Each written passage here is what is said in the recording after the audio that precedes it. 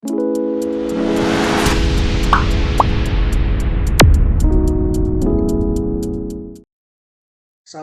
warahmatullahi wabarakatuh. Baik teman-teman, ketemu lagi bersama saya Dimas Yoga Pangestu. Saya berasal dari jurusan Komunikasi Penyiaran Islam di Metro Lampung.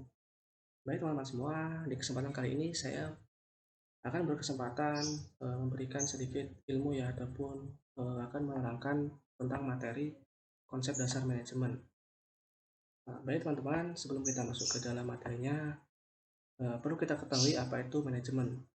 Bisa teman-teman lihat di layar monitor sambil saya menjelaskan ya. Manajemen itu merupakan suatu proses yang terdiri dari serangkaian kegiatan seperti perencanaan, pengorganisasian, penggerakan, dan pengendalian ataupun pengawasan yang dilakukan untuk menentukan dan mencapai tujuan yang telah ditetapkan melalui pemanfaatan sumber daya manusia dan sumber daya lainnya. Perlu teman-teman ketahui ya, manajemen itu sangat erat kaitannya dengan organisasi. Jika dilihat dari pengertiannya, organisasi itu adalah sekelompok orang yang bekerja dalam struktur atau organisasi tertentu atau koordinasi tertentu dalam mencapai serangkaian tujuan tertentu. Dengan kata lain, organisasi itu sebagai sekumpulan orang ataupun wadah penampungan kelompok ataupun beberapa orang yang memiliki tujuan tertentu dalam upaya untuk mewujudkan suatu tujuan dengan saling bekerja sama. Manajemen itu sangat dibutuhkan ya untuk semua tipe kegiatan organisasi. Jadi dimanapun Anda ataupun teman-teman jika mengikuti suatu kegiatan organisasi, di situ pasti terdapat suatu manajemen yang telah ditetapkan sebelumnya. Karena apa? Jika suatu organisasi tidak merencanakan ya suatu manajemen yang baik, maka suatu kegiatan organisasi kedepannya tidak akan berjalan dengan maksimal. Jadi manajemen itu dibutuhkan di mana saja dan orang-orang saling bekerja sama untuk mencapai tujuan yang ditentukan. Dalam manajemen itu terdapat keahlian konseptual, keahlian kemanusiaan ataupun human skill, dan keahlian teknis ataupun technical skill. Yang pertama itu keahlian konseptual. Keahlian konseptual tersendiri merupakan kemampuan kognitif untuk melihat organisasi secara keseluruhan. Keahlian ini melibatkan pemikiran manajer, pengolahan informasi, dan kemampuan perencanaan atau berpikir strategis dalam jangka panjang.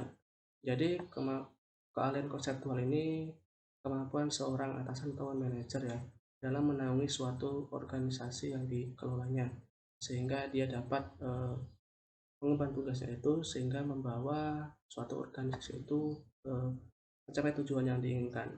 Karena dalam suatu kinerja manajer itu harus dilakukan dengan matang ya, dengan perencanaan yang matang, berpikirnya yang strategis, dan berpikir dalam jangka waktu yang panjang itu kedepannya harus bagaimana.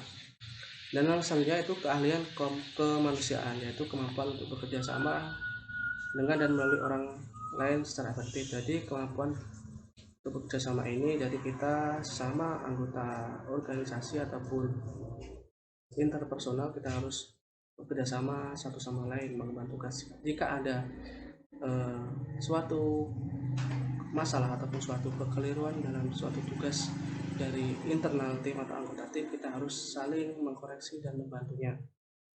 Dan yang selanjutnya itu keahlian teknis, yaitu pemahaman dan kefasihan dalam melakukan tugas tertentu.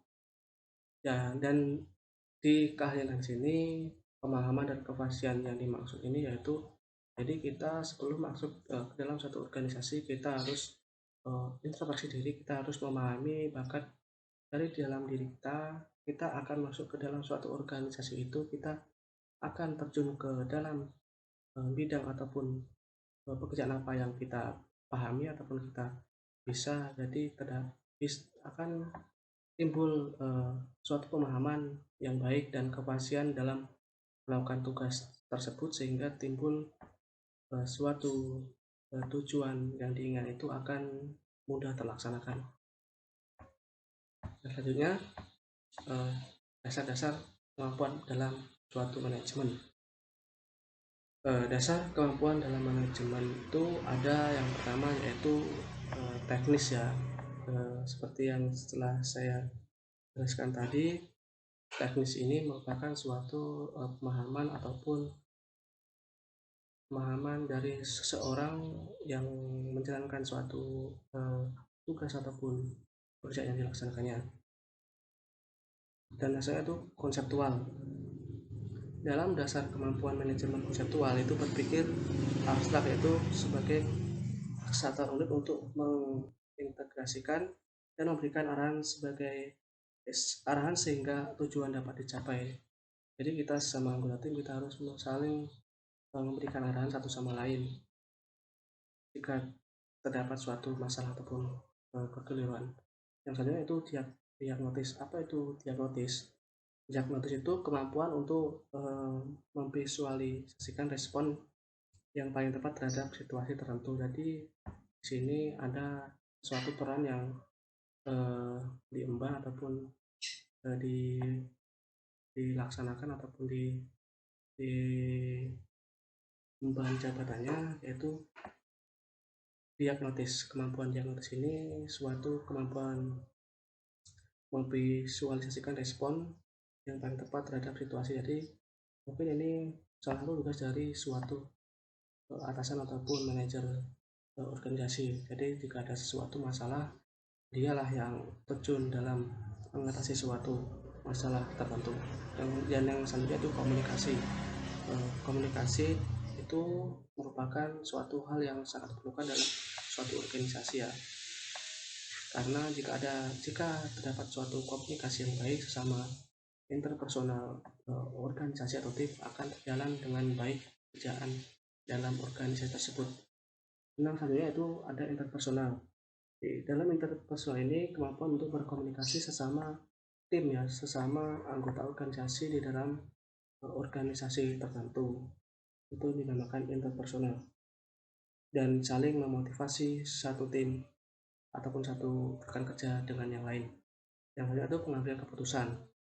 Nah, di dalam manajemen organisasi itu, pengambilan keputusan ini juga sangat diperlukan jika terdapat suatu masalah ataupun titik halangan atau kekeliruan yang didapatkan. Jadi kita harus mengambil keputusan yang tepat.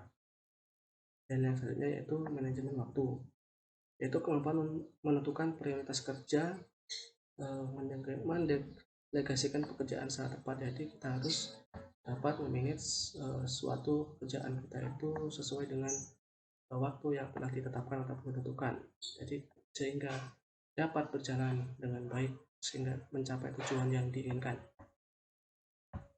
Dan yang selanjutnya ada faktor penting dalam manajemen, yaitu adanya penggunaan sumber daya organisasi atau faktor produksi lainnya.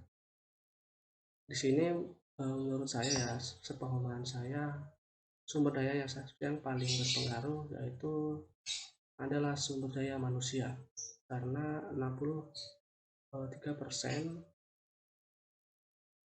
sumber daya manusia itu sangat berpengaruh dalam berjalannya suatu organisasi. Dan yang selanjutnya, sumber daya ekonomi itu merupakan nomor kedua dalam suatu organisasi, sehingga hanya 30 berapa ya tadi ya, tadi 63, jadi hanya 37% ya faktor sumber daya ekonomi itu mempengaruhi suatu kegiatan organisasi. Dan yang selebihnya yaitu sumber daya manusia lah yang mempengaruhinya. Faktor penting yaitu sumber daya manusianya dalam suatu organisasi.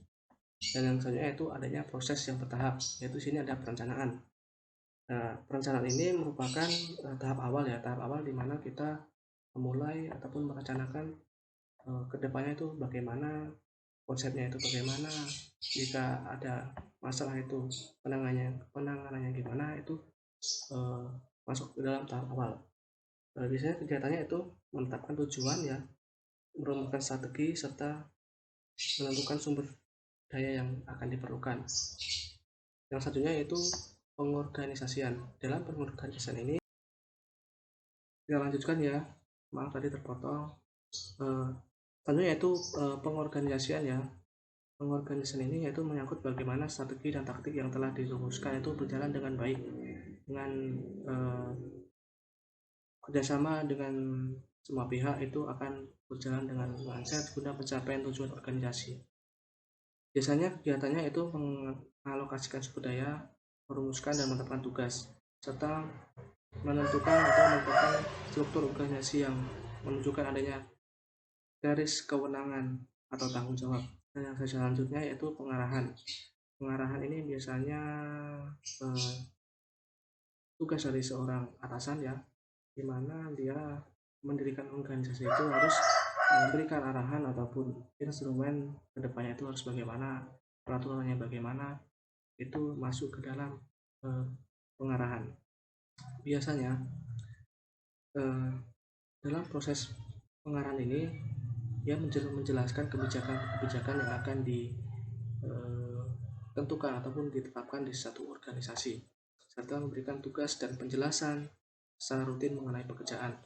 Dan yang selanjutnya itu fungsi pengawasan, yaitu proses yang dilakukan untuk memastikan seluruh rangkaian kerja anggota ataupun tim itu berjalan dengan baik sesuai dengan target yang diharapkan, sekalipun ada berbagai perubahan dalam lingkungan yang harus dihadapi bersama, dan itu masuk ke dalam fungsi pengendalian atau pengawasan.